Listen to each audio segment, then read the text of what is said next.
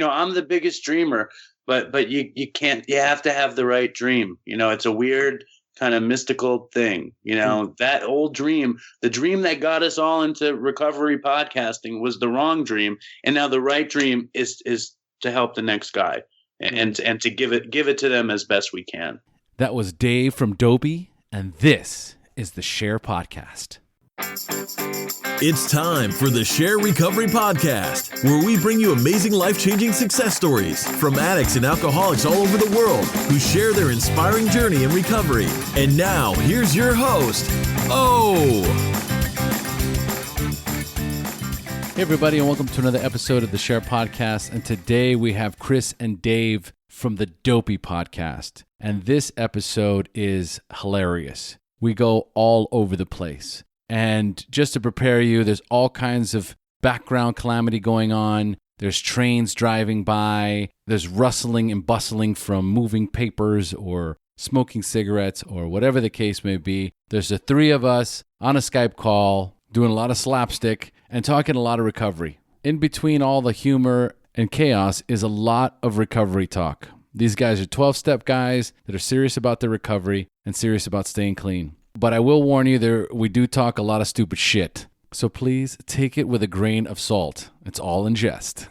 I hope you enjoyed as much as I did. So let's dive into the Dopey Podcast interview.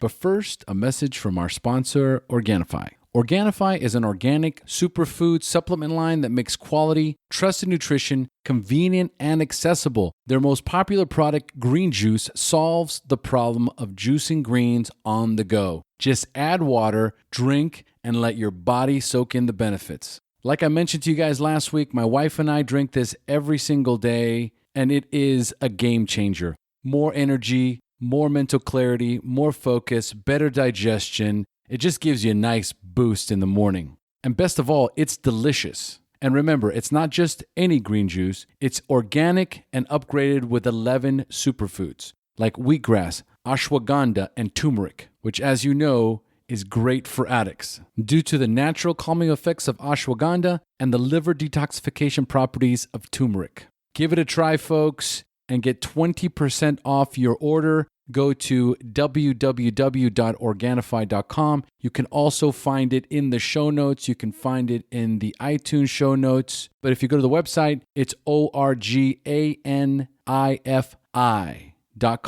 Use promo code SHAIR, SHAIR, and receive 20% off of your order. Get your greens without breaking the bank. It actually ends up being around $2 per juice. You just can't beat it for what you get. So again, give it a shot. 20% off. Organifi.com. Use promo code SHAIR. And in other news, I just learned something different about iTunes.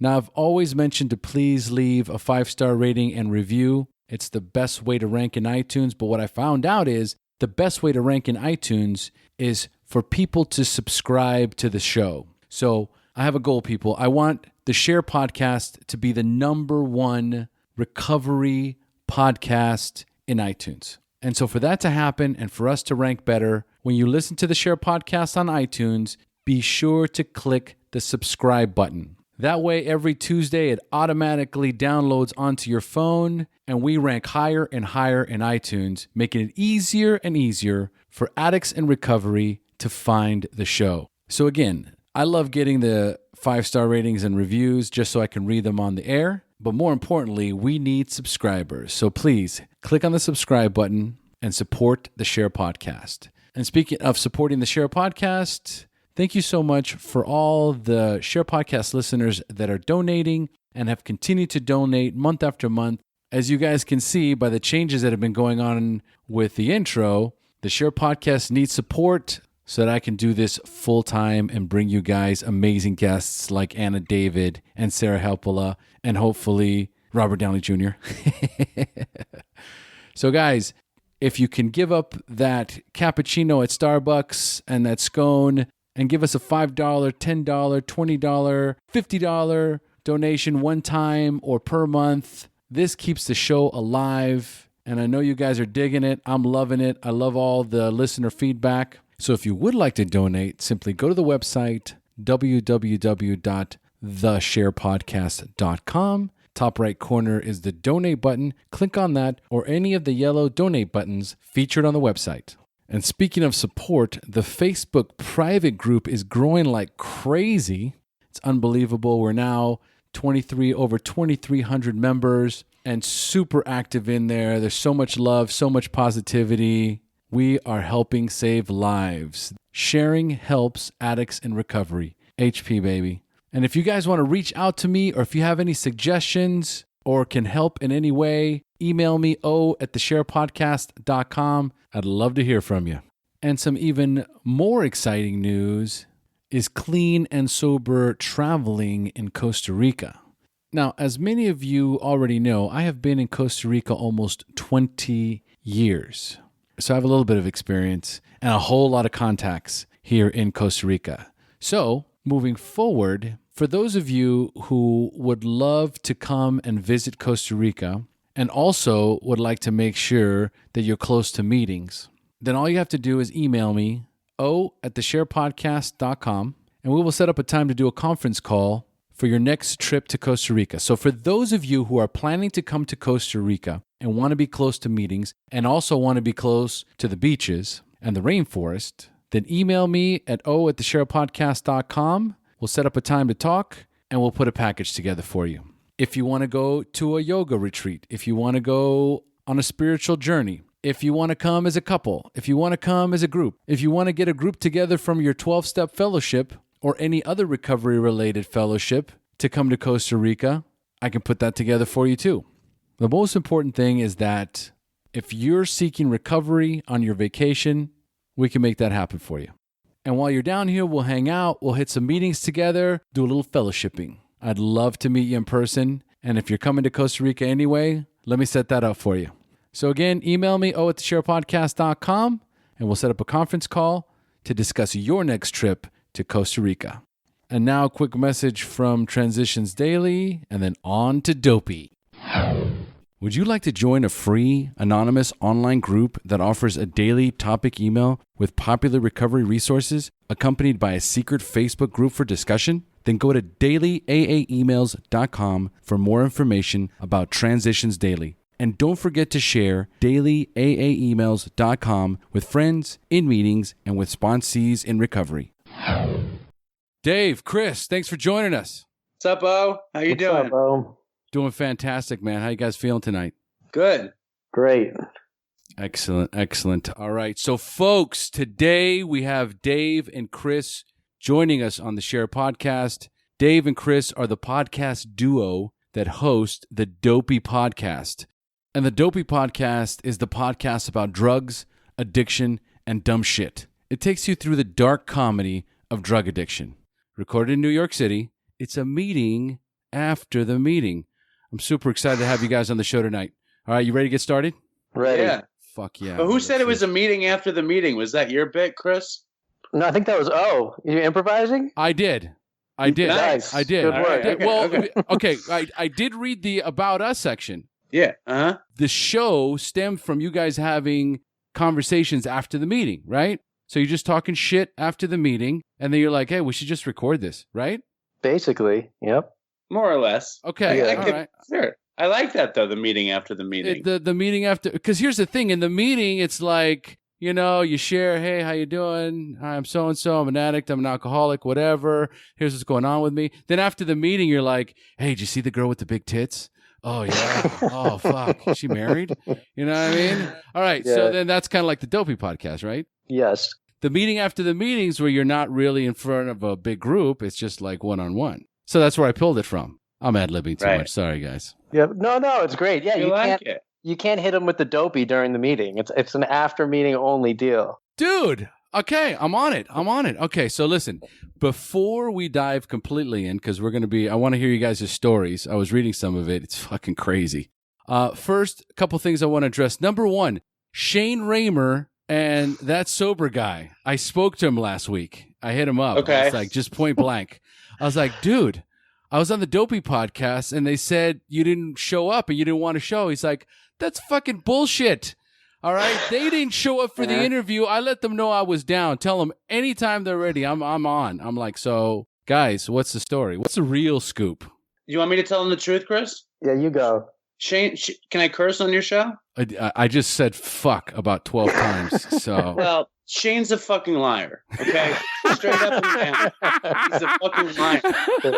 We were so excited to have him come on the show, even more excited than freaking Modi, the non-comedian who came on the show. Shane set a standard for recovery podcasting, and Chris wrote him and he said, Shane, can you come on this day? Shane said yes. I was like, oh my God, our dreams come true. Shane's coming on Dopey. It's going to happen. It's going to happen. And then we're sitting by the phone and this fucker doesn't call.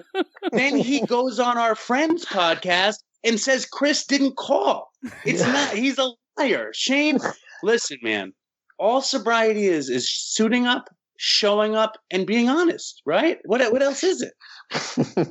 What else is covered? Okay, Yeah. so here we have absolutely two sides to the same story. This is why it's so important to get to the heart of the matter. So now what step? I want to be the conduit here. All right. So what's next step?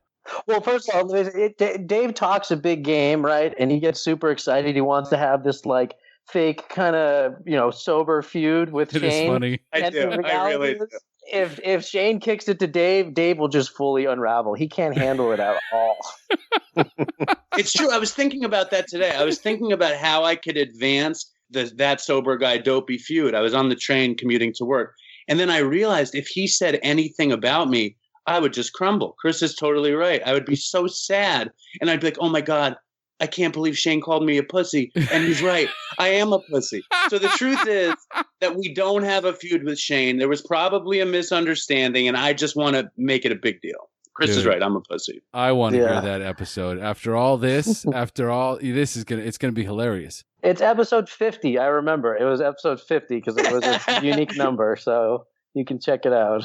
Why do you think that? Shane's a pretty funny guy, so it would be a good episode. Yeah.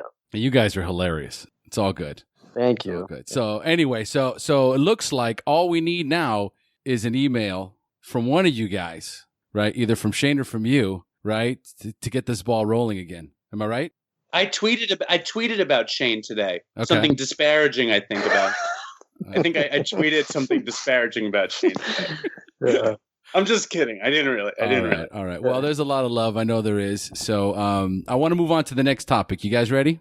Yep. All right. So the second item is the Dopey tattoo. Okay. Now that was fucking awesome. Hannah loves the show so much she proudly promotes getting the Dopey logo tattooed on her leg. Now I think you've arrived when somebody tattoos their logo. It is actually a pretty cool logo. You know what I mean? So I saw that on Instagram. I'm like, what? So she been on the show or what? Yeah, okay, so let me tell you the backstory to that a little bit. Please. It's pretty funny. Okay, so Hannah's a beautiful, wonderful human being, right? We had a friend of mine that I knew from the program who's a tattoo artist based out of Greenpoint, Brooklyn. He owns a little shop called Duca Tattoo. His name's Ryan Roy. He's cool with us using his name and whatnot. And so he was on the show and, we said, if you use the Dopey podcast name, he would give a 10% discount to anybody in the New York area. And then Dave and I decided it would be a good deal if we got people to get a Dopey tattoo. And if they got the Dopey tattoo, we would pay for it. Yeah. So we're like, all right, anybody out there wants to get a Dopey tattoo, we'll pay for it. And if they're in the New York City area, Ryan will do it, right? So a couple people reached out, a few people were interested in stuff. And then Hannah finally said she would do it. So she sets up a meeting with Ryan. He makes time with her. And I talked to Ryan. I'm like, yeah, Dave and I will pay for it. But if you want, we just started kind of getting some like sponsorship stuff. I was like, if you want, we'll just promote your shop. And he was like super down with that. Right. And then, but then he texts me right afterwards and he's like, Hannah was here. He's like, Hannah was super nice. Like, I really like her. He's like, but after meeting her, he's like, I'm not sure if that's like the demographic that I want to be marketing to. He was like, I think I'm going to need cash. He's like, I don't want to advertise on your show anymore. Oh, dude, that is hysterical. And he did a great job. Okay, so I'm going to give a plug. What's his name again? His name's Ryan Roy. It's ROI at the end. Yes, it's the last name. Okay, and the name of his shop? Duca Tattoo, Dukkha in Greenpoint, Brooklyn. Dude, he did a badass tattoo. Like, I was impressed. I saw that. It looks just like the logo. He's great. There's actually a really funny story, too, behind how I knew Ryan, right? Should I tell that real quick? It's like 2 minutes. No. Okay. All right. So I was managing a sober living in Brooklyn, and I had started relapsing while I was managing the sober living. All right. It's horrible, right? It's a horrible situation. Okay. So I would go to meetings and stuff, and I would take clients to meetings. And I had seen Ryan at a meeting there, right? The tattoo artist. And no, I'm sorry, I'm screwing this up. First thing I did is I had him touch up a tattoo on my arm, right? All right. And we started talking about hallucinogenics and whatnot. Nice. And he showed me this tattoo that he got, and it was this crazy eyeball. And he's like, "Oh, I got that while I was on LSD." Right? And I was like, "Oh, cool." So I just like remembered that, right? So anyways, I saw him on the street walking around once, like while I was driving my car, and I called him. I had his phone number, I had his card. I called him. I was like, "Hey man, can you get any LSD?" And I thought I thought I could trip like Bill Wilson tripped. I was like, maybe I can do it and be sober. So I called him and I asked him, and he's like, "Nah," he's like, "I don't do that. I don't do that stuff anymore." Right. And he didn't even know who I was, even though he had given me the tattoo. Anyways, I'm at a meeting with clients, right, from the sober living, like 6 months later, and I see him in the meeting. Oh. And I'm like, fuck. And I'm like terrified he's going to remember me and come up to me, right, and say like, "Hey, man, did you ever get that LSD?" Because I'm with these clients from the sober living, right? So anyways, that's it, right? So the story of Ryan Goes to Bed, like that's like maybe 3-4 years ago. Dave and I start Dopey, and I had saved his number in my phone as Ryan. And the person who did the logo was also named Ryan, who created the logo that he tattooed, right? Are you following all this? It's kind of confusing. So I keep calling the guy who did the logo, but it's actually Ryan, the tattoo artist from years ago. And I'm leaving messages, and I'm like talking about Dopey and the messages and stuff. And so finally he calls me back. He's like, "Hey, I don't even know who this is, but you keep on leaving these weird messages about this podcast that seems really interesting." So then we had him on the show. It's fucking. I don't even know if you can follow. It's very convoluted. Yeah. No. It's perfect. I've ever heard in my life. No, it was great. Bad. It was great. Yeah. So he's a recovering addict too. Yes. Big time. Yes. Oh, dude. See, that's it. It all works together, man. That all happens. That's HP, baby. That's all that is. I mean, even you calling him by accident, that's more HP shit, dude. You know what I'm saying? Like that, you wouldn't have got him on the show. You wouldn't do this tattoo thing. It's all about connection anyway, man. It's not like it was the dealer. You know what I mean? And you accidentally put the dealer number and you kept calling him, and he's like, "Dopey Podcast. Let me call this guy back. He's definitely a client." You know what I mean? So, totally. It's that weird synchronicity that's like something sort of like beyond just coincidence, that like I choose to call it beyond coincidence, and that sort of happens in the rooms. It does. Yeah. All right. So real quick, Chris, how much clean time do you have? When's your anniversary date? I have 3.5 years, and my sobriety date's February 5th. Excellent. Dave? I'm going to have 2 years on August 16th. Excellent. So I have a year and a bit, a year and 3/4. All right. So then the big question is, let's get the backstory on Dopey. So how did Dopey get started? All right. I met Chris like 5 years ago. We were in treatment together. And I've always liked making things. Like I've always been a creative person. I used to produce TV shows. I made a web series. I play music. I come up with little fucking ideas. And I met Chris, and Chris just had the craziest stories I ever heard, like the craziest drug stories I ever heard. And he was funny. He had this thing about him. And I had this other friend who was like, "I want to do a podcast about drug stories." But his idea was really about like compiling famous people's drug stories. And he started to do that. And I was like, dude, who cares? And he wasn't even a drug addict. And I put it out of my head. And then Chris came to see me one day, and I had started making T-shirts that said "Oy vey" on the front. Like it was like, instead of "Obey," the T-shirt said "Oy vey," like with Charlie Brown with Payas instead of Andre the Giant. Oh, and Chris is like, "I don't know if this T-shirt thing is going to work, but I know one day you're going to do something that's good. And I want to be a part of it." And I said, all right. I said, well, we both have ridiculous stories about drugs. So why don't we just set up a podcast about drugs? And it wasn't going to be about recovery either. It was just going to be about drugs, just the worst stories we could tell about drugs. And we started to do that. What are you going to say, Chris? Nothing. No, continue. You're making the face like you're killing it. No, you're killing it. Keep going. And we were going to do a show just about the worst drug stories. And also, like, my favorite thing about Dopey is like talking with Chris and trying to make him laugh. And that's how I knew the show would be good, because I can make Chris laugh and he laughs at the dumb shit that I do. And it's just like symbiosis. But we're doing the show. We did 12 episodes of the show. Chris would do the first one. I would do the second one. Chris did the third one. Like, we'd each tell stories. I have a kid, and her mother heard my episodes, and she was like, you can't have that on the air. She was like, you got to take it down.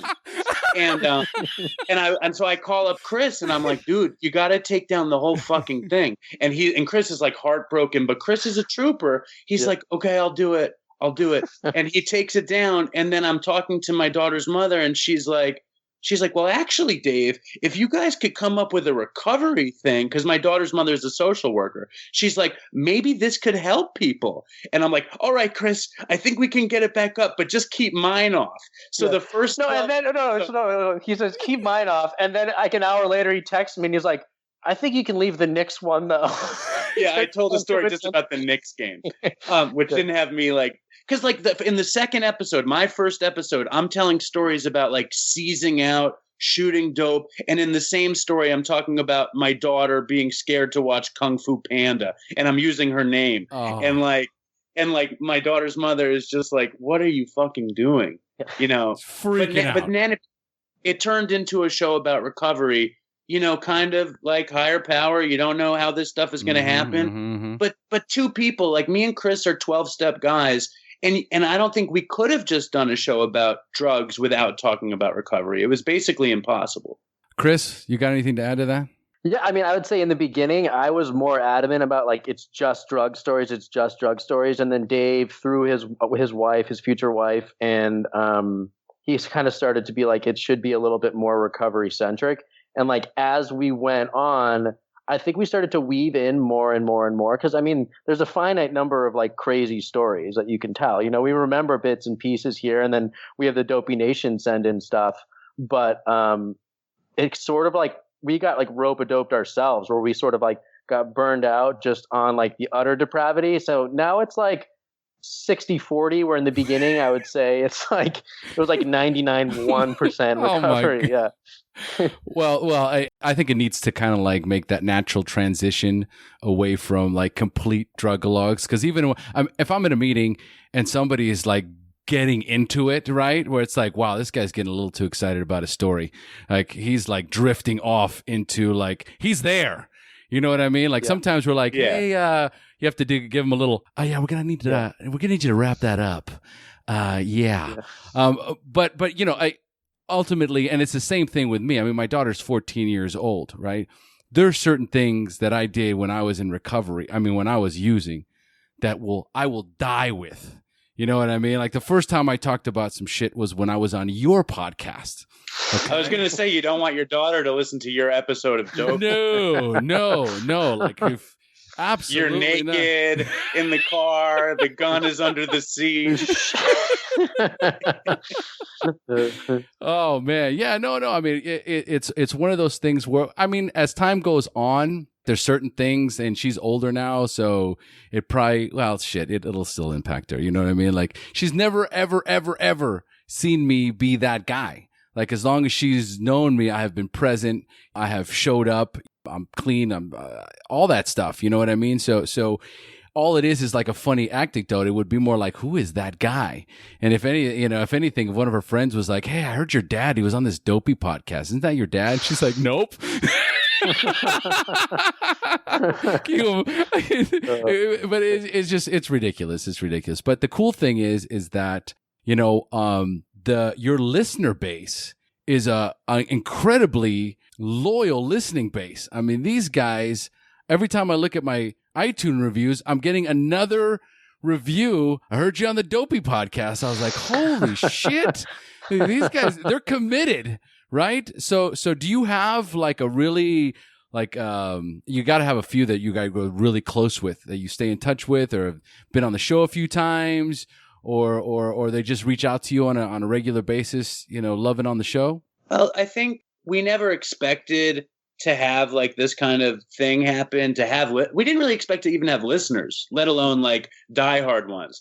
And I think one thing that Chris and I really decided to do was every email we got, for the most part, we answered, and we just managed. I mean, we keep up communications with our fans, and I think they know how honest we are, and they like us for it. And we're very honest. We let our worst aspects be present. We don't do a real show. We let them sit in with us as we talk to each other. Like, wouldn't you say, Chris? Yeah, totally. Yeah. I mean, why do you think our fans are loyal or into it or whatever? Well, it's an interesting question because like it kind of runs the gamut of people actively using. I think I might have shared with you before, when you were on our show, like we had people tell us that it's like a ritual for them to listen to Dopey as they go buy drugs in the morning, and that it actually like inspires them to stop and rethink it, but like they wouldn't listen to like a normal recovery show, while doing it, but it still like is like helpful to them. So we have like a demographic like sort of like that listens to it, but then there's also people who are clean and sober for a period, who have a lot more time and better recovery than Dave and I for sure, who listen. So like I don't know why people necessarily listen, but some people, I'd say the most consistent and probably enduring feedback we've gotten is that people just sort of like the dynamic between Dave and I, and it's basically just sort of like any sort of phone call we've had. And I think it's like maybe I think it's like truckers, people who drive a lot, who sit at a desk and like to listen. It's sort of like hanging out and getting. Do you think there's a big trucker audience? You're sure I maintain we have to tap the trucker audience. I think the trucker audience is very important. But to answer your question, I think it's just like that loyal fan base you're talking about. I think they tune in more just to hear Dave and I like kind of kicking it, shooting the shit, than to hear like the debauchery over and over and over. I think you're absolutely right. And there is definitely that synergy that you guys have that works really well. You guys have a great chemistry, and I think that makes a big difference. Like I was saying, after the meeting, just a couple guys after the meeting shooting the shit about whatever, and it's completely uncandid, uncut. One of the ones here that was funny. Listener number 33, great interview on Dopey Podcast. Cannot wait to hear what you do following the departure from casino bookie stuff. It won't be SHAIR full time, so please come back on Dopey in a year's time and let us know how you went. I tried SHAIR, but it's a bit too positive for me. I've cut back on my. It's a bit too positive, just like you were saying. I love it. I've cut back my use of drugs and alcohol, but I'll never quit entirely. So it's hard for me to hear the happiness of your shares all the time, and I get that too. You know what I mean? Like especially when you're deep into it, you're conflicted between I can't stop, I want to stop, I can't stop, I want to stop. There's no way to stop. I'm going to kill myself. It's crazy. You know what I mean? But I think I think that to a certain degree, it's the chemistry that you guys have more than anything. So I think you guys have a very an amazing opportunity to get people. Like I use the podcast as a bridge. There's a lot of people that are like, fuck that. I'm not going to meetings. I don't feel comfortable. Somebody made me feel uncomfortable. Somebody said something to me. Somebody outed me. I shared something. I said I was an addict and I was in an AA meeting and, weird shit like that where they're like, I'm not going back. And then they listen to more episodes and they're like, you know what? I might give it another try. And then they end up going back. So I think it's a great bridge because as they're listening, you realize that there's a lot of magic that goes on in the rooms. And you guys are both 12 steppers, and you guys both couldn't have done it without 12 steps. So I think I think that just there needs to be some sort of at the end of the drug-a-log, there's something that says, hey guys, you know what I mean? I hear you. Great story, but there's no way we'd even be doing this podcast, if we're still banging dope, right? Totally. Of course. And we even say to like our audience also, like, you know, if you're really thinking about stopping, like, you should probably like go listen to the SHAIR podcast or that sober guy. Sober guy, yeah, exactly. All right, so speaking of which, I want to get into your guys' stories. So we're 24 minutes in, but I do want to get at least, you know, what it was like towards the end there for each one of you guys. So who wants to go first? Dave, what do you want to do? Well, my drug history was at the end, it was like kind of like an intermittent signal of drugs. It wasn't like horrible drug using in the end. I got clean in the end so that I could be the kind of father that I had. You know what I mean? And it okay. You're okay. Wait. Hold on. You're too far into getting sober. All right. Okay. Well, that's because the end of it. The end of my using wasn't the worst of my using. Okay. The end of my using was very much light. You know, my using took me from, you know, smoking pot occasionally to trying heroin to loving heroin to needing heroin. And then I was on heroin for 12 years. You know, I was on methadone for 7 years. I lived with this woman in California where basically it was me, her, and 2 cats. And I was basically one of the cats. I stayed home all day. My big thing during the day was to get methadone and ice cream sandwiches. And I just stayed home and shot dope and stayed high and watched the TV show Lost over and over again. You know, I had like a lifetime. Like I had a lifetime of not working, of doing drugs every day, you know, and like just, you know, getting old, you know, from 23 to 35 was a wasted, you know, nothing happened to me. That was, you could watch Lost and you could know my life because that's all I did. I just, you know, it was like there was nothing to it besides using. And I used for the same reason anybody uses, because I could not be comfortable in my skin. I felt very much like it compounded itself. At first, I felt comfortable because I got to use. Then I needed to use because I was addicted to heroin, you know, and pills and benzos. And, you know, I was never an up guy. I was always a down guy because it made me feel centered. It made me feel like I didn't have to worry about anything. And I had no idea what I was going to wind up worrying about. You know what I'm saying? Like I had no idea. Like I was worried about how to be good at my job. I was worried about how to be good in public. I was worried about how to feel like I was somebody. And then all of a sudden my worries were, holy shit, I'm on methadone. I can't, I'm not employable. I'm going to get sick. I don't have money for dope. You know, like it was just bad, very bad. So how old were you the first time you drank or used drugs? First time I drank, I was 16. I was a waiter at a summer camp. First time I drank 16 screwdrivers with the European wait staff, and I blacked out. And total oblivion. And I spent the night vomiting, and a friend of mine had to hold me up in the shower. And I was like, I don't want to do that again. And I wound up not drinking much after that. I wound up becoming a stoner and then a drug addict. But the first time I drank blackout oblivion.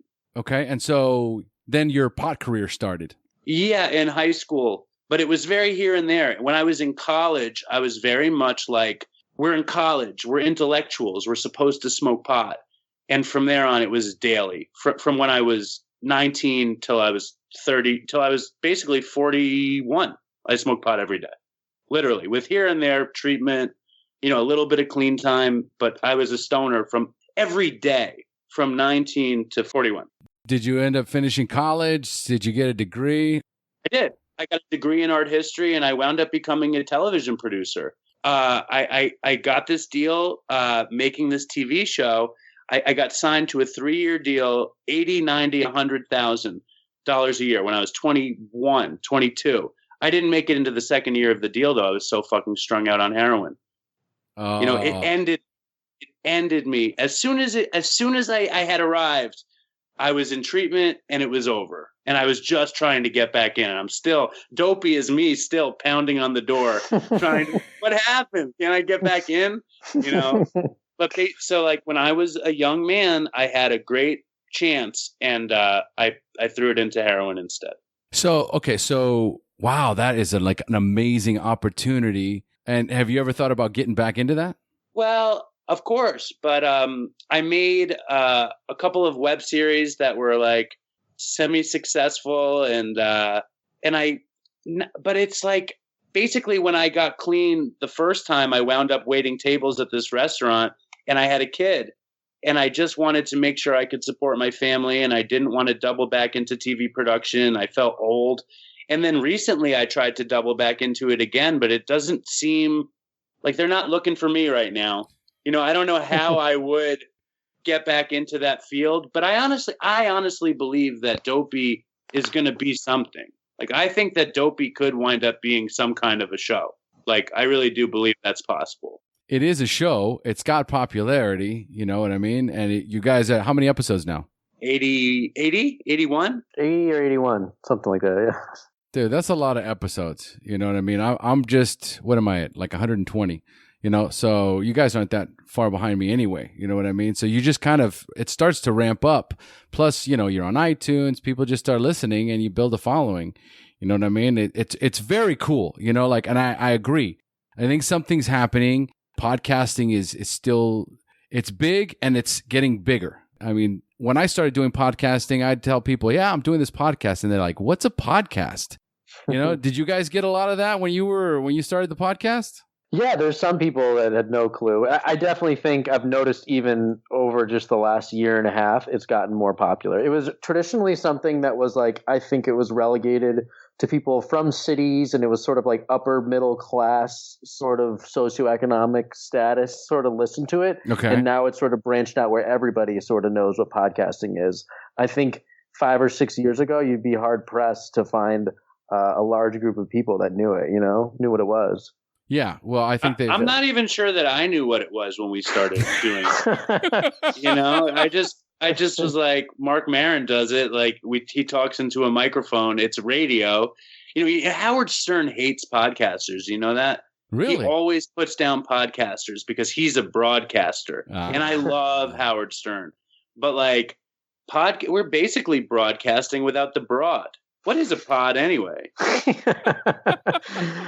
I guess it's from an iPod. That's what I'm assuming. That's what it comes from. You know, Apple always has to put their spin on things. You know what I mean? They take control of everything. So they invented the podcast. Apple? The podcast comes from the iPod. You would download an episode, the podcast, onto your iPod. That's how you used to be able to listen to it. Yeah. Okay. You couldn't just go on and listen to it wherever you wanted to. So they kind of cornered the market on podcasts. Now you can listen to podcasts anywhere, you know, SoundCloud, Stitcher Radio, all that shit. I think there was like digital audio beforehand, but you're right. I think Steve Jobs was the one who like basically, and it's really the directory. It all started sort of with like iTunes, as you're saying, and like the podcast directory, you know, and then now there's all the other, you know, the additional stuff. But I don't really know what I'm talking about either. It's funny because with the three of us make podcasts, so we have no idea. No. It's not funny. It's absolutely ironic because we're addicts and we don't do research. You know what I mean? It's like, that looks cool. I'm going to buy a mic and I'm going to get on, right? Well, it's funny because we probably have the greatest recovery podcasts in the world. And we don't know what a podcast is.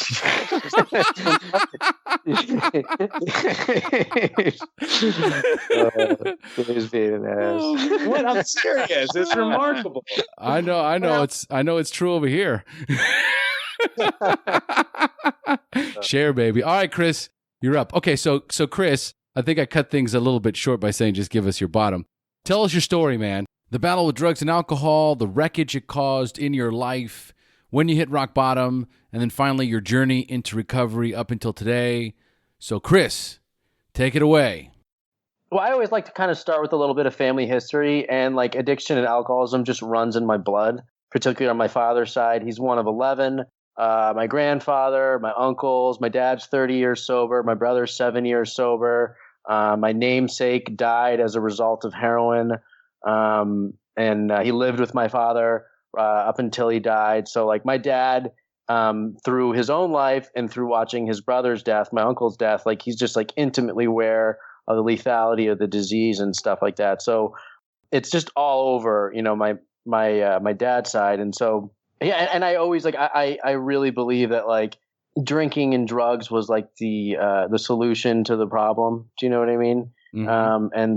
And and the first time I drank, I realized that it was a solution to a problem that I didn't even know existed. I'd always like felt a little different. I was like, maybe a loner, ADHD. I earned like different tags as a kid, and it was like really what it was to me was like untreated alcoholism, even though I hadn't crossed that invisible line yet. Like I was already an addict. I was different, at an early age. And I put some alcohol into my blood, and I was like, this is great. I want to do it constantly. I want to do it as much as I can. And what went along with that also was sort of like I earned a name for myself. There was like a bravado to it. So it was like a twofer, I loved doing it, and there was an identity that came along with it. So right from an early age, like I was just like hit the ground running. I was on like the computer, like dial up, remember, like 14.4 or whatever, like so slow, dialing into AOL, researching drugs online. Which drugs do I want to do?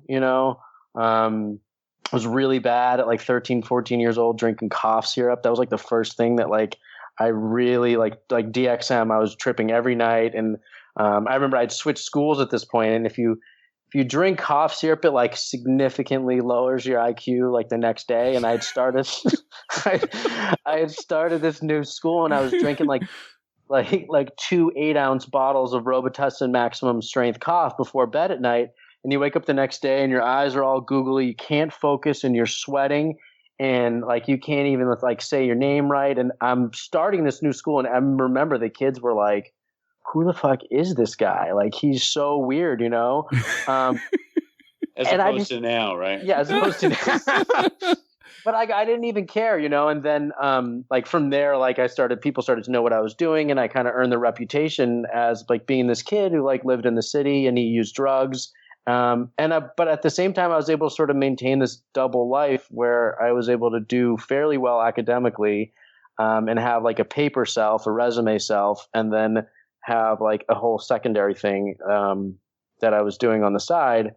And then I went off to college, and like the wheels just like totally fell off. I was always kind of respectful to my parents. I never would like give them the bird and just like disappear and whatnot. So not being under their thumb, like I had just no ability to self-regulate, because they impose like a set of circumstances on me that sort of let me function a little bit with my budding alcoholism.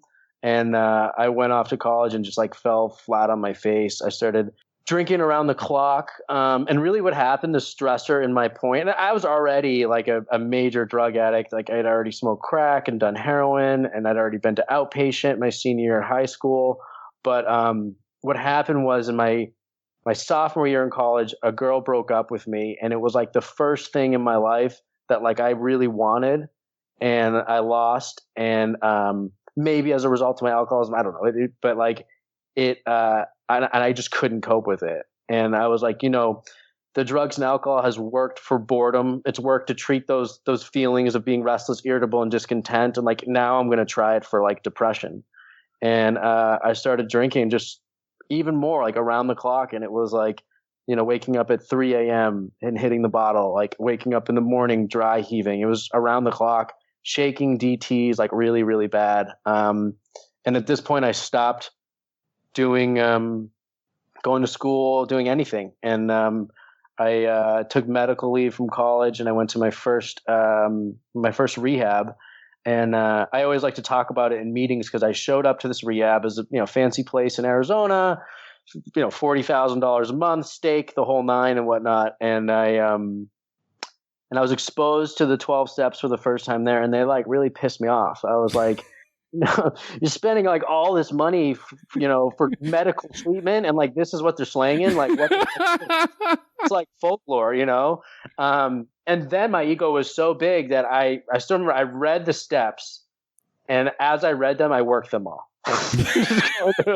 Like one got that guy. I remember even on 3, I was like, that one seems a little hard. Like, but but like I really believe, like my ego was so big that like I was like, I got it. I'll just like say some sorries and it's fine. I left there though, and I just was like not willing to listen to anybody at all. And I was like, all right, I'm genuinely not going to use, because I was like, I know it's a problem and I know where it's headed, but I'm not going to listen to what anybody else says. And I started like accruing like material things that I thought would make me happy. And 6 months after treatment, I was dating the girl that everybody wanted to date. So like I wanted to date her, so I got her. I was living in like a guard gate community. I had a personal guitar teacher, personal martial arts teacher, a personal trainer. Who paid for all this stuff? Daddy. All right. Okay. So when you're accruing these possessions, how are you accruing them? Through Daddy. I had. I just want to make sure. I was like, what possessions are you accruing? No, there's no shame. And so I was canning. Dude, I was just like, I was like an absolute wreck. Like I couldn't be alone in a room by myself, and I was miserable. I was like absolutely, totally miserable. And I picked up. I went doctor shopping. I got a bunch of Ativan, and I started drinking. I blacked out, and in the blackout, I robbed a veterinarian for drugs. Oh, I robbed it. The greatest relapse story in the history of this story. It's the greatest story ever. So I robbed this vet. Actually, it's funny. I was with my roommate, and we were driving around, and like I remember snapshots from this. Is like recounted to me from police reports, from newspapers and stuff. Okay. So I said to my roommate, pull over. I got an idea. He had no clue, like what I was going to do. I went into the veterinarian clinic and I told them my cat is having seizures. Yes. I need phenobarbital ASAP. That was the exact words I said.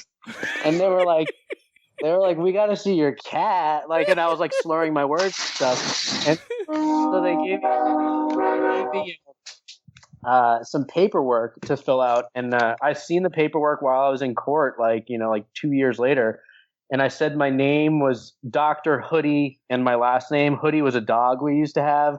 My phone number was like 16 numbers long, and I used like the first like real 6 numbers. And then I could tell I probably shouldn't use my real number. And I just started adding numbers and put like way too many numbers. And then so I went up to hand the paperwork in, and then I just stormed like past the nurse. I knocked the nurse over and got a battery for that. And I went into the med room and I started like rummaging through the meds. And the veterinarian came in, tried to stop me, and I like forcibly took it and was like, I'm taking this. So it wasn't like an armed robbery, it was a strong arm robbery. And I ended up stealing something called phenylbutazone, which is like Advil for cats. I didn't even steal the right thing. I stole like non-narcotic pills. And I ran out into the street. At this point, like they called the police, and this was in Newport Beach, California. There was like a helicopter was summoned. My roommate's like, "You're not getting in the car." So I ran off, and then the police ended up finding me. And it says in the police report that when they said my name, I like saluted them, and then when they came up to me, I just flipped out and like attacked them. Dude. Yeah. So and then. So I got a bunch of assaults on the police officers, and then one of them, and just to be honest, like clear here, I was totally in the wrong here. One of them filed a great bodily injury and tried to retire from the force. So saying I hurt his arm, which actually ended up to be legitimately bullshit, not to exonerate like myself. I can't believe this is such a big piece of it for you. Yeah, but it was a great bodily injury. And a cop, it's like you're going to prison for like a long time. Yep. Take someone off the force. And so needless to say, my life like turned at this point. It was still like I'm on medical leave from like my fancy like college, and I'm going back to not anymore, and so I made bail. Bail was originally $250,000. I dropped it down to $100,000. And I spent like 2.5 years in inpatient treatment fighting this case.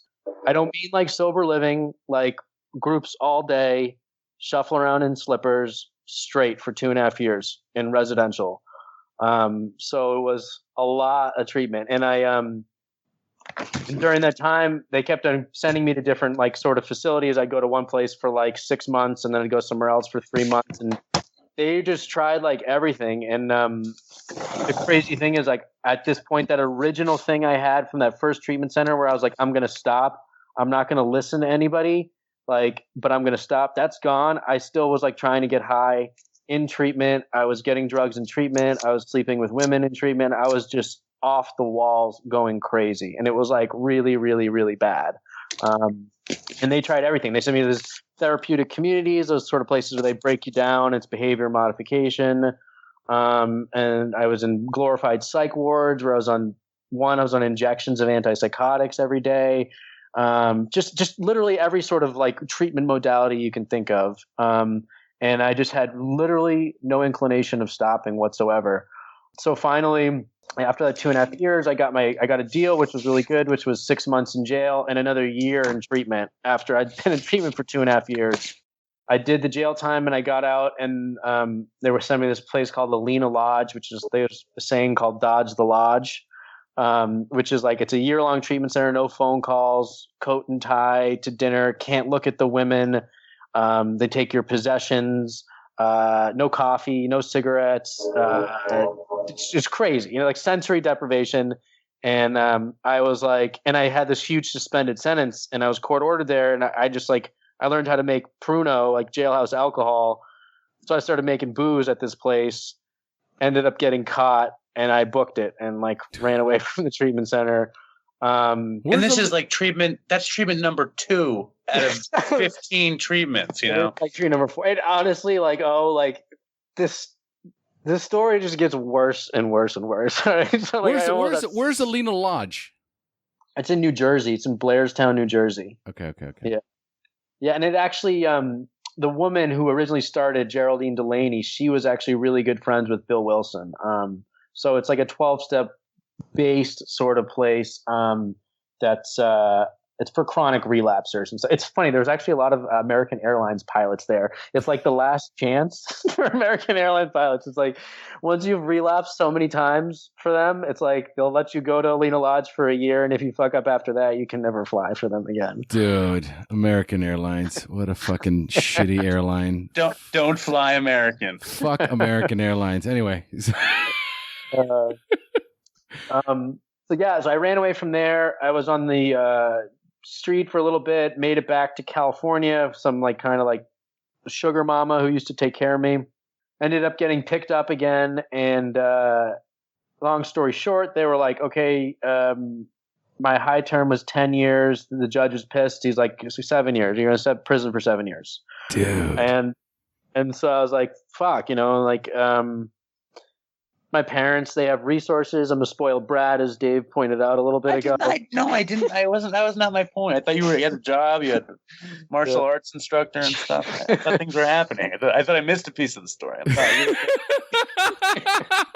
Honestly, I didn't realize that was what dude.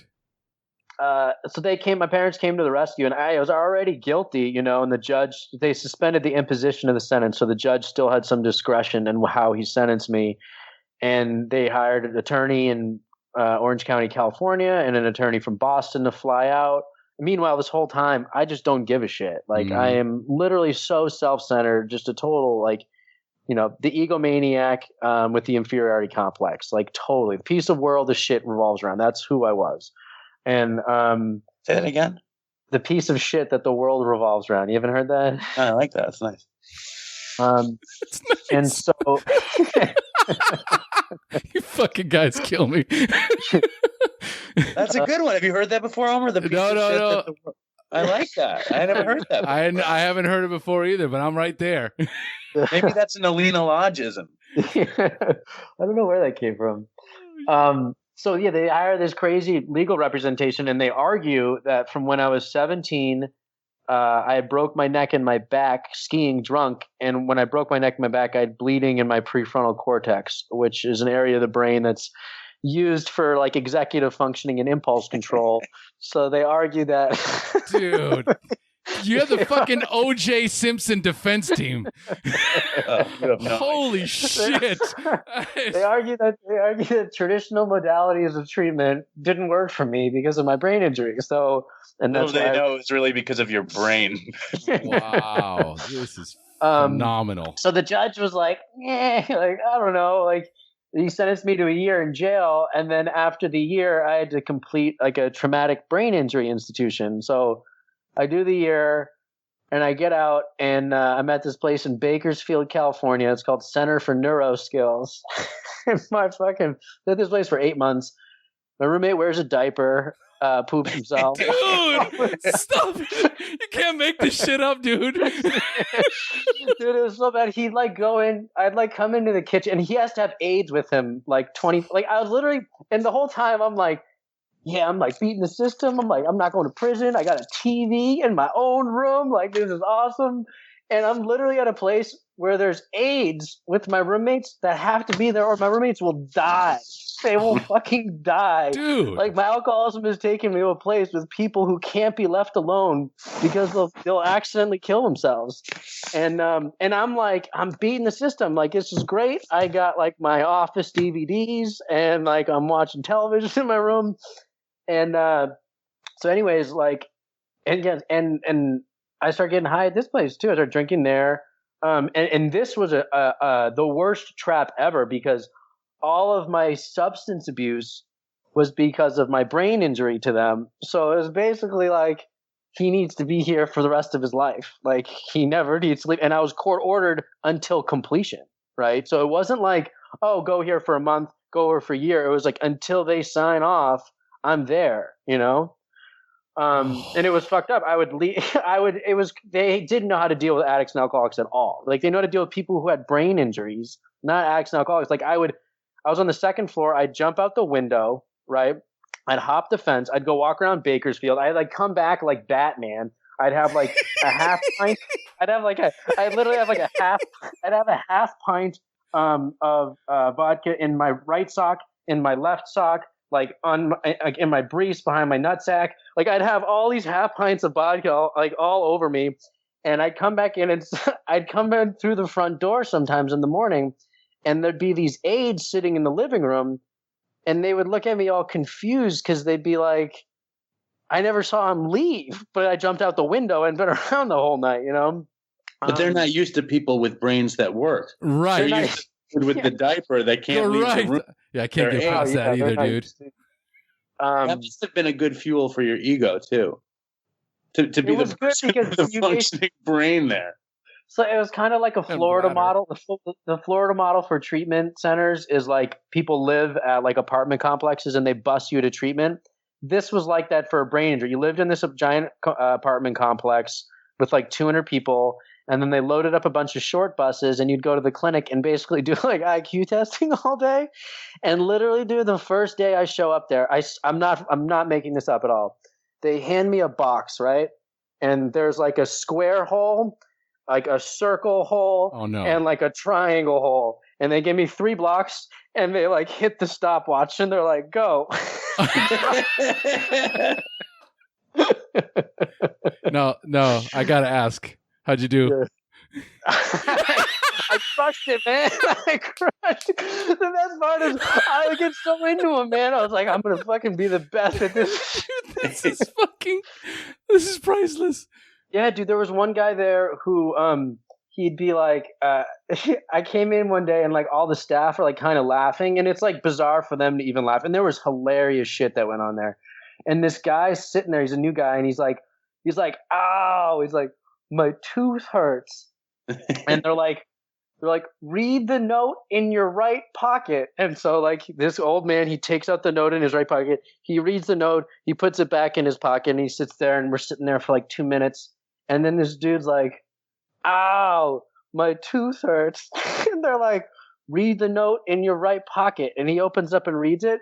So like this happens like 3 more times. And like I go over and like sit next to him so I can read the note when he takes it out.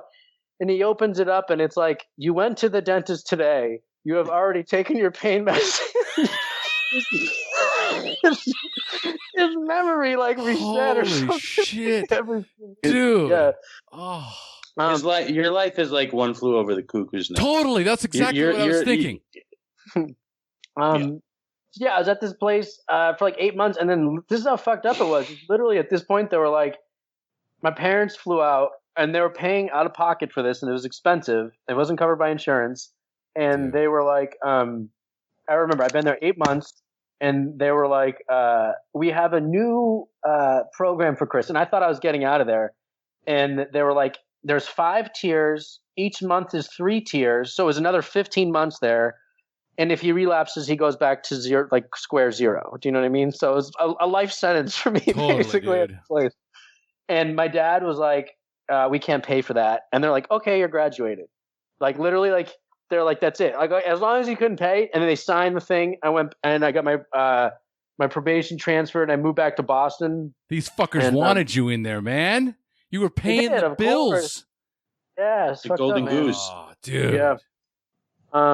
That's not cool. And it was bad. During this period, they had told me that because of my brain, and I actually had an addiction psychiatrist, because of my brain injury, that I would never get clean and sober. Literally, he told me that. And even now, looking at it like in retrospect, I mean, I'm in school now. I'm pursuing a doctorate in clinical psychology. If this was a case study that was presented to me, my case study, and I looked at the injury and I looked at the things that I was doing impulsively, there probably was something going on a little bit, you know. As addicts and alcoholics, we have poor impulse control as it is. Like our frontal lobes are compromised and like underdeveloped, usually because of our using. If you have ADHD, which I have, that's worse, and the brain injury, I do think all those things converge to make me like probably a really bad fucking impulsive addict. But it didn't affect my cognition at all or anything like that. So, but now looking at it, if I'm being honest, I'd say that it probably did. I was doing like some sort of crazy stuff because of that back in the day. But anyways, I digress. After I left the brain injury place and got my probation transferred back to Boston, it kind of like continued this way for a period where I was sporadically using and having these sort of like jackpots where my family would have to come rescue me. Literally just really bad stuff happened over and over and over. And I'll forward to sort of what happened and like how I finally got sober. People had always like called me a chronic relapser. I don't even think I was a chronic relapser. I mean, I think if I really look at my life, like I've maybe relapsed twice because I only had something like recovery twice. And during the first 14 treatment centers I went through, I was just abstinent for periods, you know? And I could only live with untreated alcoholism for an hour to 2 months before I pick up, because that's the only thing that offers me relief. It's the only thing that makes me feel any better. And I always thought like, if I was going to stop using, I'd have to grit my teeth and like just bear it and endure this like miserable life of sobriety. But finally, when I realized like that's not the truth, like that there is another path and that like I can be like content in my own skin and happy and be like a normal human being. Like once I started to taste that and then I maybe went back, that was a relapse for me, you know? And the first time I tasted something like that was I was in McLean Hospital, which is a psychiatric hospital in Belmont, Massachusetts. That's where James Taylor went. James Taylor went there. I was in the substance abuse ward or whatever. So was he. So I think Ray Charles was there. And Ray Charles was there too. And so anyways, I got this one doctor. It's just a pretty cool story. I got this one psychiatrist. And this whole time, despite I was just like IV Coke, IV heroin, and vodka. That was the trifecta. That's what I used. I always dabbled in hallucinogenics as weird as it could. Whenever they came along, I fucking loved them. And I met this psychiatrist, and to me at this point, like, you know, all psychiatrists were just bozos and stuff. Like I didn't really listen to anybody. And he was doing my biopsychosocial and going through my using history, and he noticed that I did hallucinogenics, and this was like 2009 maybe or something like that.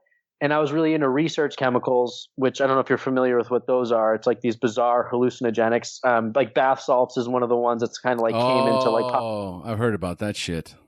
Yeah. So, but this is like before any of them even made it to like the store. You know what I mean? Like, and they were more specifically hallucinogenics, and I was using, and I got my ass kicked by them. It was like you order them from China, and basically President George Bush passed this thing called the Analog Act that made them like illegal, but they basically tweak a few like molecules, and it would be like a form of DMT that's like technically not illegal. Do you know what I mean? But it does like the same exact thing. So I was getting them, and I was a junkie, and I was like slamming them, which you're not really supposed to do, and it was kicking my ass. But I met this psychiatrist, and he asked me about the hallucinogenics, and I was like, I'm doing these like things called research chemicals. Like you wouldn't know what they are. Like no doctors knew what they were back then. And this fucking guy knew everything. He knew way fucking more than I did about all these different chemicals. I think he might have even like taken them himself, to be honest. And he did, other than being an addiction psychiatrist, he does like research, right? He does research. He develops like hallucinogenic drugs to treat cluster headaches. He's one of the few people that's actually licensed to do MDMA assisted psychotherapy, so he can give ecstasy to like end of life patients. Really bizarre doctor, but anyways, totally. He knew all this shit, and I was like, holy fuck! Like, I kind of respect this guy, and like I didn't respect anybody. You know what I mean? And so this dude was like, I want you to go do Ashtanga yoga, and he told me where to do it, and I was on Suboxone. He gave me Suboxone. I was on it, not to come out, like maintenance dose, replacement therapy. And I did what he said. It was the first time I've been suggested to do things a million times, but I actually listened to him and I went and I did yoga. I was on, Suboxone at the time, and I did it every day. And I for the first time in my life, I like experienced like the bondage of self was alleviated, even though I did have a narcotic in my body, like there was something I experienced from doing the yoga that I was looking for. And I only did it because this doctor knew about hallucinogenic drugs. He said, what you're looking for with that, you can find with mindfulness-based activities. He knew I was fucking super intense with whatever I pursued, so he picked this specific type of yoga that was pretty intense. And I did it, and I experienced something. And then my ankles end up getting shot. My ankles are toast. I have alcoholic polyneuropathy from drinking, where it's like I got foot drop. It's not that bad anymore, but it got, as I was doing yoga, it got worse and worse where I literally couldn't do yoga. So I stopped doing yoga, ended up relapsing, which was actually a blessing. The wheels fell off, and I went into treatment. And I would say I was willing to listen to people at this treatment this time more because I was primed from having that experience from doing the yoga. And my family set some really firm boundaries. They were like, this is it. Like, you're done. My father's like, I can't talk to you for a year because all I do is like enable you. And what I would do with him is I'd run up, I'd end up on the street. They wouldn't give me cash, and I'd call them and he'd put me in treatment because he was so nervous I would die. And he almost enabled me by sending me to treatment because it was just like I wanted 3 hots and a cot, and I knew that he was terrified because he'd seen his brother die and stuff. So he'd put me in. So at this point, my dad was like, I can't talk to you. They made it very clear this is my last shot at treatment. And so I was in there, and it was almost like an epiphany. I was like, maybe I have no fucking clue what I'm doing with my life. And maybe I should like listen to somebody else. So there was a few people there, one person in particular, where I just was like, I'm just going to do everything this dude tells me to do, like even if I don't agree with it. And I did that. And that's what ultimately like led me to get into the program, to start doing step work, to get sober, to meet other people, to just surrender. I finally fucking surrendered. And it was at this point, and that was my 14th treatment center. It wasn't the last time. I stayed sober for 2 years. After about a year, I had repetitive, intrusive thoughts of registering in the needle, like when the blood rushes in and you're going to inject cocaine. It was always cocaine for me. And every day I'd think about it. And it was like, it took a year until that finally went away.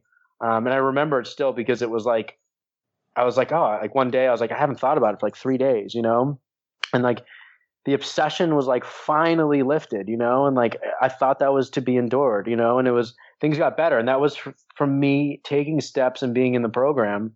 And then I got a job opportunity and I moved to New York, started working in the treatment industry. This is where full circle back to the beginning of the episode, where I started working, managing a sober living, working at an intensive outpatient, started dating a girl, stopped praying, stopped being plugged into the program, stopped doing everything.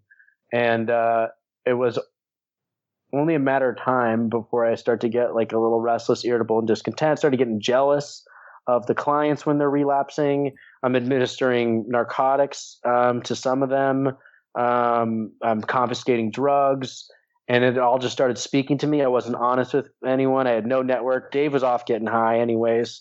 I don't think I was. You were smoking pot. I tried to get you to do dope with me when I relapsed. And you no, but I was clean then. I was clean.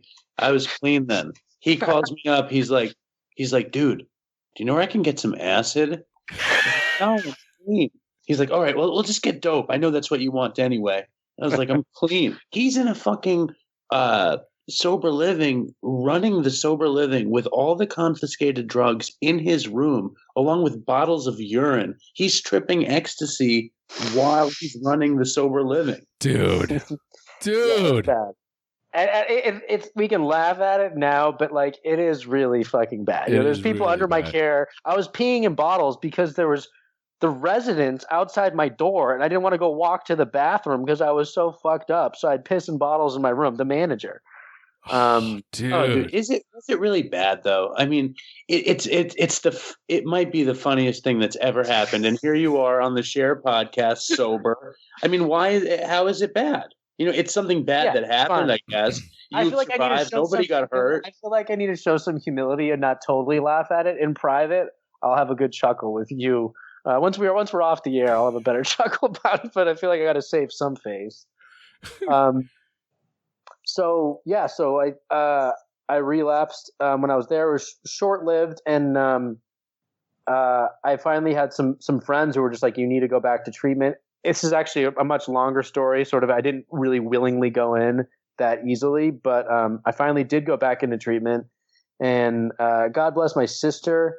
She, the final place I went to was a place in New Hampshire, and all they do is work the steps. There's no clinicians there. It's they just call them your contacts. It's only people. They invite people to come work there who have had an experience through working the 12 steps, and they share their personal stories.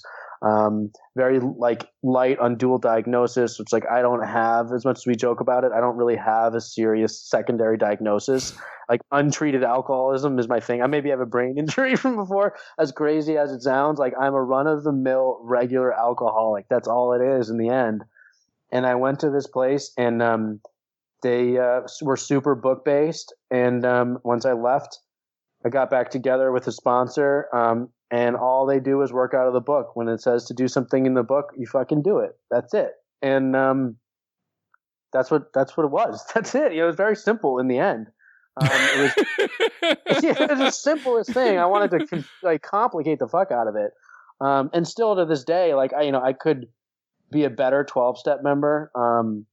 I like running with the 11 step. I'm still really into yoga and meditation. I have to be careful with those things because I tend to like to sort of shun connection and want to isolate. And if it were up to me, I'd meditate in the closet and that's it. But when in reality, when I connect with another human being, it makes me feel better than anything in this world. Yet there's something inside of me that constantly says, like, go inward and don't do it with other people. And so the yoga and meditation, while it's super helpful for me and it quiets my mind, and I think it's an extremely useful tool for any human being, addict or not, it's important that I maintain a fellowship and a connection with other people, that I give back what's been so freely given to me, and just be a decent human being and pray to God. That's ultimately how I stopped, I guess. I don't know. Dude, seriously. You know what? Your story is fucking amazing, okay? And that's coming from a guy who listens to stories every week, you know what I mean? But, I mean, it's a fucking miracle that you're alive. There's so many fucking facets. As you're going through your story, I just want to, almost interject in so much of it. You're a really fucking smart guy. You're about to get a doctorate in clinical psychology? Clinical psych, yes. Yeah, clinical psychology. So you know that if you go backwards and you look at your life and you go, my parents were enabling me, the money train never stopped. If they would have just said, fuck you, we're not paying for shit, you know what I mean? This could have ended a long time ago. Your story, when you're sitting across the table from somebody and they're going through whatever facet you went through, you're like, okay, well, let me tell you what I went through. And it's just going to be like you did with that other psychologist, where you're sitting there going, I got mad respect for this fucking guy because he knows all about my drugs. Yeah. It's one addict helping another. So, dude, fucking... That's the thing. The therapeutic value of one addict helping another is unparalleled, is without parallel. I really think that there needs to be higher level clinicians that have our histories. Because what happens when one of us struggles, the first thing we do is we go find a doctor. And then the doctor starts doing, tell me about your childhood or like CBT. And it's like, you know what? When somebody comes to me, I'm going to say, why don't you try AA? And if they don't want to try AA, try something else. But you know what I mean? It's like, what are you doing outside of the office? You know what I mean? How are you connecting with human beings? Like, what positive self-care thing are you doing in your life that you're willing to try? And if that doesn't work, try something else, And you don't get that enough from the people that you're paying to help you. No. It doesn't benefit them for you to get better. You know what I mean? No, that's a very scary way to look at it. It's a scary way. But it's true. But I also think that a lot of them just don't have talent and they don't have experience. They don't get that an hour in an office is not a panacea to treat addiction and alcoholism. Once a week, an hour and a half. It's a drop in the bucket of what it takes to put out that fire. But I think what Omar said before, what O said before, sorry, whatever. It's all good, man. I love Shane. what O said before was, in terms of the magic in the rooms, it's unquantifiable. Yes. You don't know why when you go there that something gets better. I'm in this big book study now and we're doing it line by line, and it's the first time I did that. And it's like, it's opening me up in a way that I never really comprehended. And it's so simple. And when we talk about people who are resistant to getting well, it's because they're not ready. You know what I mean? Once you can be ready and practice what's given to us, it's given to all of us for nothing, for $1 if we want to be generous, whatever. It's right there, and all you have to do is turn on the switch. It's not like you don't have to be an amazing skier or a guy who can shoot 3-pointers. You just have to listen and be a part of it, and it comes to you. It's a miracle. It's an amazing, beautiful thing. Dave, I feel like Chris got all his story out there. You know what I mean? I know. It's always you know what I mean? Like, I get excited. I start shooting at the hip. And you know what I'd like to know, though, because here's my whole thing. I got sober when my daughter was born. And I know that that's a lot of what connects you with recovery. You didn't want to be a piece of shit, drug addict father, right? And I didn't want that either. So I know that a lot of that compelled you. So tell me about what it was like when you were battling with this disease and, your focal point was your daughter. It was interesting because I got clean and I didn't live with her. I was separated from my family. I lived in Manhattan and they lived on Long Island. And I was clean. I was clean for 18 months. And I would see her every week, 2 days a week when she was, because I relapsed around the time she was born. I got clean after she was 13 months because my relapse took me to such a bad place. It was such a mess. And when I started to get clean, I was doing it because I didn't really want to be clean. I just wanted to see her, and I didn't want to see her high. So I started doing the deal. And my story isn't all flowers and God and perfection because I fucked it all up.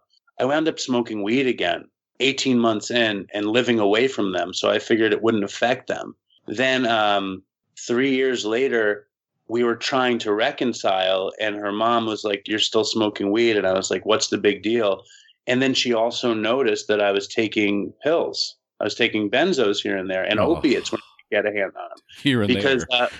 It was. I would do them like I had this system. I would do them every 6 weeks. It was retarded. Holy shit. I kept them at bay.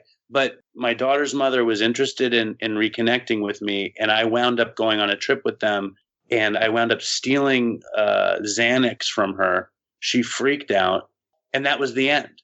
And she was like, "We're done. It's not going to happen. That's it." And when my daughter was born, my disease is very much manifested in obsessive thinking. If it's about drugs, if it's about myself, if it's about my situation, if it's about being separated from my family, and my brain just spins and spins and spins on the same thing. And when this ended, I was so desperate because I knew that if I didn't get clean, if I didn't find a way to free myself from obsession, that I was going to be done. Like I was going to be a miserable human being. And I had never really tried AA. I'd always did Narcotics Anonymous. So I decided I was going to go to AA because I remembered in rehab, they promised me a break from obsessive thinking. So I was like, that's what I need. And I went in there saying, I'm done. I'm never going to get higher than I was. There's nothing out there in terms of substances that I'm going to get someplace that I haven't gotten already, even though I don't have a story as wonderful as Chris's. I don't feel like I missed anything in terms of the using. I feel like I checked all my boxes except for PCP, but I never really wanted to do PCP anyway. The point was when I threw my hands up and surrendered, I knew it was the first time I knew I was done. You know what I mean? And I hadn't sort of masqueraded in my daughter's very early years where I wasn't high around her, but I would smoke weed afterwards. You know, that was my life when she was a toddler. And when I finally threw my hands up, I went to AA and I did what I was told. And it was very much magic. Doing what I was told and following the steps and taking the steps for the first time seriously, things started to fall into place in a way that like I never knew it. And to be kind of to be tapped into something so big, you know, as God, you know, which is something that I had never been tapped into at all. It was beautiful. And my relationships are so much better now, and my life makes sense, and I'm with my family, but that's not what it is. What it is I'm clean and I'm tapped into something better. You know, and it's great. And my story still isn't as good as Chris's. Dude, both of you guys have incredible stories. Dude, you were living in an episode of Lost, banging heroin, you know, with your sugar mama for how many years? Like 8. And then before that, I was producing TV, doing the same thing. A fucking decade of debauchery. Yeah, big time. And it's just that, you know, here's the thing. Chris just goes into more details, but, you know, being a heroin junkie, you know, there's crazy shit that goes on in that crumb-filled sort of chaos that is an apartment or house or whatever the fuck it is. You know what I mean? But it's irrelevant. The most important aspect, and I got to tell you guys, it's been a great interview. You know, I really appreciate you guys coming on and sharing your stories, because your listeners, they're coming over to share. And, you know, the most important facet of your story is the 12-step part of it. You know, you guys are so connected with a higher power. You guys know that without a 12-step program, you're fucking dead in the water. Yep. And it's so true. Your parents, your poor parents, I hope they don't hear this episode. They spend hundreds of thousands of dollars, and all they had to do is get you to a fucking meeting. Yeah. You know what I mean? It's like I spent all this money, and at the end of the day, they're teaching me and they're taking me to 12-step meetings, because at the end of the day, they know what works, right? I went to a therapist and I said, I think I need some help. And he says, okay, so what's your deal? Well, I do coke, I do weed, I drink, this and that. I'm kind of hallucinating, shit like that, you know. And the guy's like, okay, so you're an addict, so I really can't help you. I would suggest you go to these meetings, these NA meetings. And I was like, NA meetings? Dude, that's for addicts. He goes, brother, let me assure you, look me right across the fucking table, says, you're an addict. And since I'm in Costa Rica, it's different, man. People don't eggshell walk around here. They don't worry about getting lawsuits and shit like that. They tell you like it is, right? You're a fucking addict, and this is what works for addicts, right? And I thank God for that. That's a great therapist. He's a good therapist to make that suggestion, yeah. When I hit my bottom of all bottoms, which was 10 months after I started seeing that guy, and I had seen him and then I disappeared, the first thing I thought about when I had one of my first spiritual awakenings is, you know, that therapist told me about those meetings, man. I think I need to go. And I got up, got dressed, and drove over there, and that was my deal. You know what I'm saying? So guys, I think that at the end of the day, the message is very, very clear, that no matter what you're going through, and we can have fun all we want, because it's fun. The Dopey Podcast is fun. You guys are funny. You know what I mean? But at the end of the day, this is a fucking life and death disease that will kill you. It wants to kill you.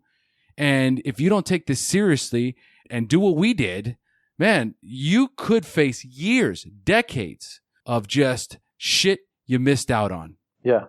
No, and I think that to what you're talking about too, with the therapist, the 12-step and missing out on everything, is that like if somebody's starting to contemplate they have an issue with drugs or alcohol and that it's adversely affecting their life, and let's say they're not willing to try AA or NA, but they're willing to try something that's positive, even if it's not something that, you know, we both know probably won't work, hopefully it does, fucking like encourage that. Go do it. Yeah. You know what I mean? And then if it doesn't work, then maybe they'll try. You know what I mean? It's not good to like cram it down the throat. Never. But then at the same thing, never. And then in the same thing though, never.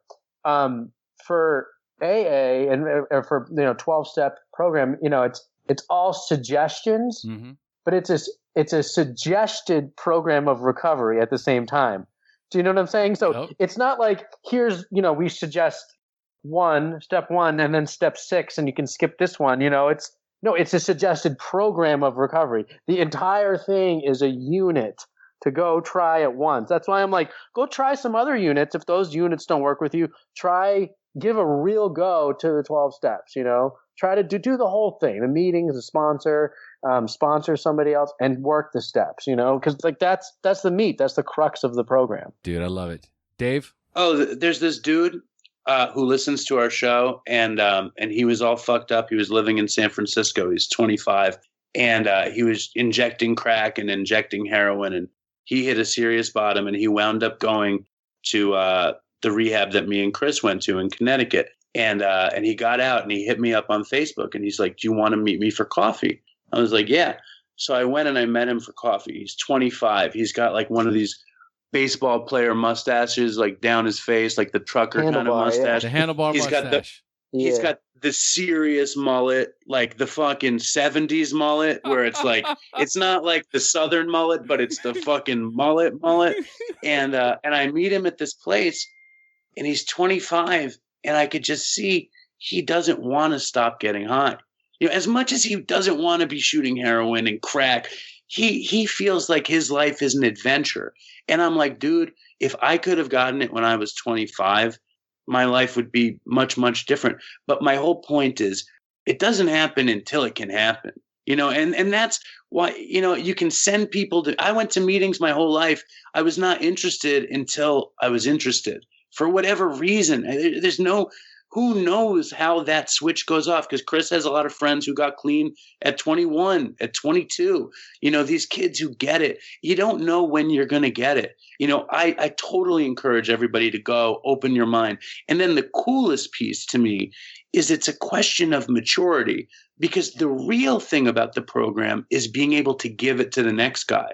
To be able to offer it to somebody else. And when you saw it, like, that's what I forgot to tell this kid, that if he gets it, he can give it away. And that's an adventure in itself. And I think that's just the coolest thing to be able to actually do. And that's really what Dopey is. It's like, come on in, let's talk, let's hang out. And then maybe you can share your fucking horrible shit with somebody else. But it's a domino effect, I really believe that, to be able to give it away is the best thing about it. It's the best thing. You guys heard it here from the Dopey guys. This is gold. I love it. It's all of it. I'm down with all of it. You guys are fucking solid and right on. And this is how we do it, man, together. And I love what you just said, man, because that's the magic.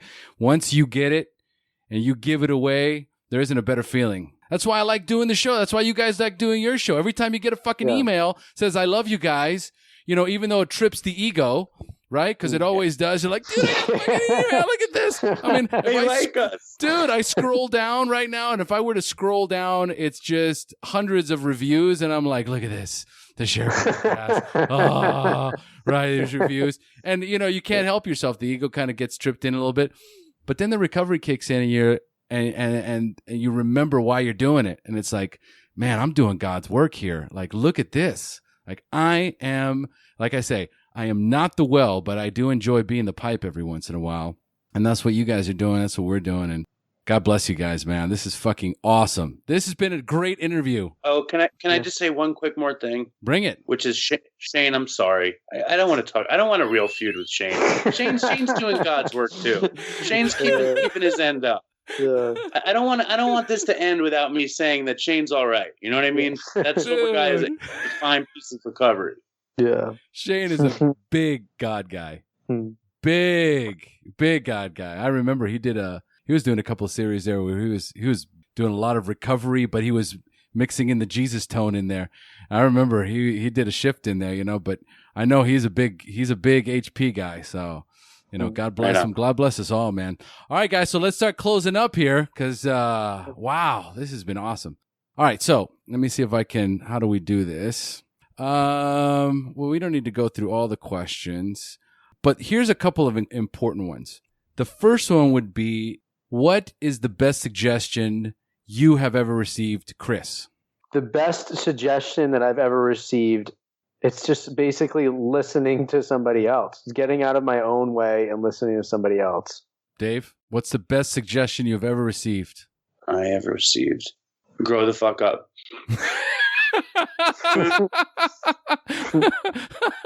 I got that one from my dad.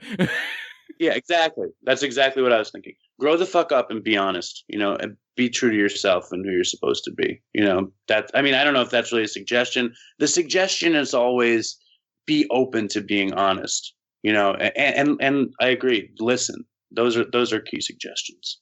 Absolutely. Now, I typically ask, what's your favorite book? Do you guys have any favorite books that you recommend to newcomers? I actually, in terms of AA literature, I would say even branch. I read the book Siddhartha like every 3 years, probably. You can read it in a day. Have you read it though? I think the H is actually silent, Chris. It's just called Siddhartha. Oh, Siddhartha. Yes. Have you read it? I was about to ask you. Hartha? Okay, Siddhartha. Siddhartha. You see what I have to deal with, though? This is the whole thing. Siddhartha. How dare you? Siddhartha is one of my favorite books. It's great. I read it every couple of years. And it's a good journey. And I think it speaks to the journey that many addicts and alcoholics have. Yes. But Drop the Rock, not a big, as Bill sees it, not even a big 12 and 12 guy. Drop the Rock is great. Read the big book. Just read the big book, Or if you're a basic text guy, read the basic text. Beautiful, beautiful. Dave? I recommend Crash and Burn by Artie Lang, The Electric Kool-Aid Acid Test, Siddhartha, The Basic Text, The Big Book. I like Drop the Rock. I really loved The Tao of Mindfulness by Thich Nhat Hanh. That is a beautiful book about spiritual centeredness, and that guy Thich Nhat Hanh can fucking write. He's good. Dude. If you have trouble going to sleep, listen to the audio book The Power of Now by Eckhart Tolle. Power of Now is fire. And then Eckhart Tolle, if you just hear him talking, it puts you to sleep in 2 seconds. That shit will put you out. Oh, Junkie by William Burroughs is a good book. I like that book a lot. Dude, I remember a buddy of mine. He used to put back when people listened to CDs, and he'd put in the Power of Now CD in the car, and I'd be sitting in the car just fucking nodding off, dude. I'm like, what? How do you even listen to this without passing out in the first 5 minutes? That's what I listen to go to sleep many a nights. Oh, wow. There you I thought you listened to Futurama playing on your TV to go to bed. Star Trek, the next generation. That's a great suggestion. Okay, listeners, if you have a hard time going to sleep, don't take, what is it, Adderall? Is that a sleep agent? Ativan. No, that wakes you up. Ativan. Don't take Ativan. Yeah, Ativan. Sorry. Oh, no, Adderall will keep you up. Don't take Ativan. Listen to The Power of Now by Eckhart Tolle. All right, so if you could give our newcomers only one suggestion, what would that be, Chris? I'm just going to reiterate what I said to you before. If there's any sort of positive self-care intervention, I don't care if it's long distance running, exercising, yoga. Do it and explore that as much as you can. I always like to. I went on this I go on these meditation retreats called Vipassana meditation retreats, and there's this guy named S.N. Goenka. They play his discourses, and he talks about different spiritual teachings, right? And he says it's like digging a well. And what a lot of people do is they dig this well, right? And they start digging and they're trying to get to the water. And the water's, the spirituality, the sustenance, and they want to drink the water. And they start digging it. And they're like a foot or two away from the water. And they look over across the street and they're like, I think that's a better spot to dig a well. And they go start digging a well over there. And they start digging and digging. And right before they hit the water, the spiritual nourishment, they see another spot they think's better. And they go start digging somewhere else. And so my suggestion to a newcomer is whatever it is you're willing to do, dig that well until you hit the water. If you don't like the taste of that water, go try a different place. Dude, it doesn't boom, man, Chris is on fire, man. I'm just repeating what I heard, dude. Regurgitating Amazing. to the best of your ability. All right, Big Dave. What's the question? If you could give our newcomers only one suggestion, what would it be? Give up. Throw your hands up. Give up and sit the fuck down and listen. Just give up. It's done. It's done. It's not going any past this. Like, just give up. I mean, just give it up. I remember when I was a kid, I interviewed, I was high on heroin, and I was interviewing the rock band Ween. Okay. And I was working for this college cable company that was, it was owned by Lorne Michaels, and I felt like a very big deal. And I went to go interview Ween, and I was high on heroin, and they were drunk and high as shit. They were just a mess. And I was like, so Ween, if you have anything you want to tell the kids about what to do in terms of your dreams and your goals, what would it be?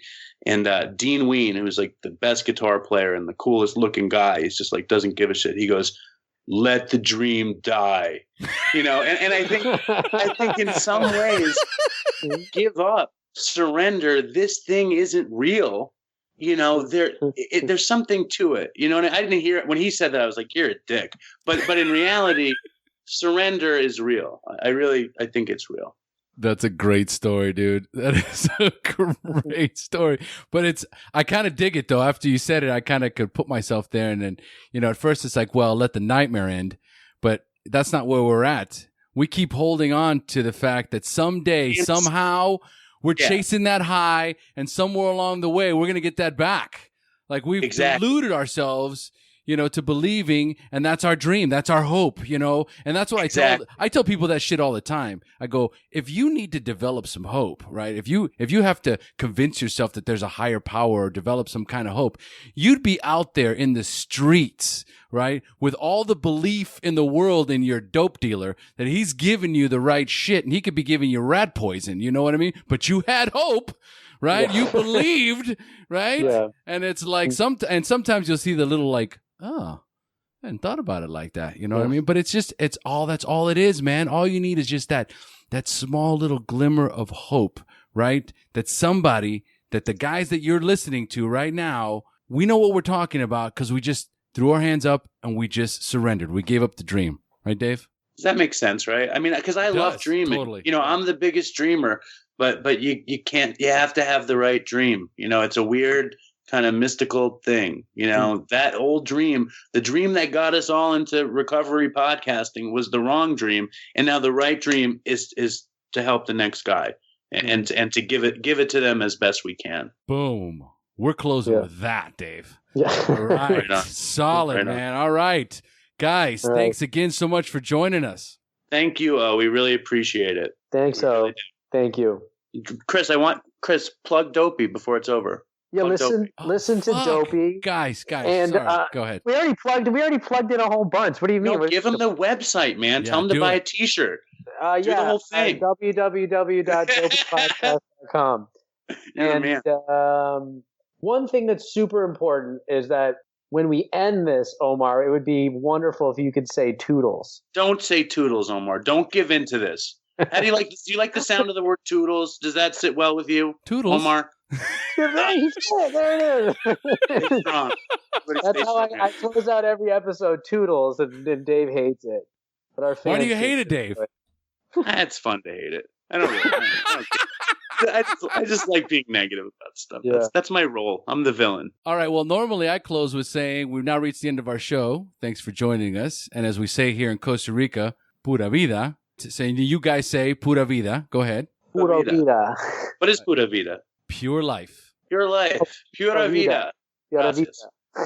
And toodles. And toodles. Stay strong. All right. Love you guys. Thanks again. Awesome. Thank you so much, Have a good one. We love you too. Love you, dude.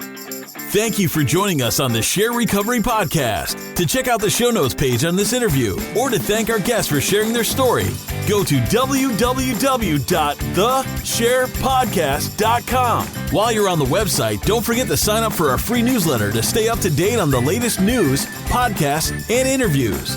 Want to be one of our guests and share your story? Then go to our website and click on the Share Your Story button. We share our inspiring recovery stories every Tuesday, so subscribe to our show on iTunes or Stitcher Radio to get your free weekly download. We'll see you then.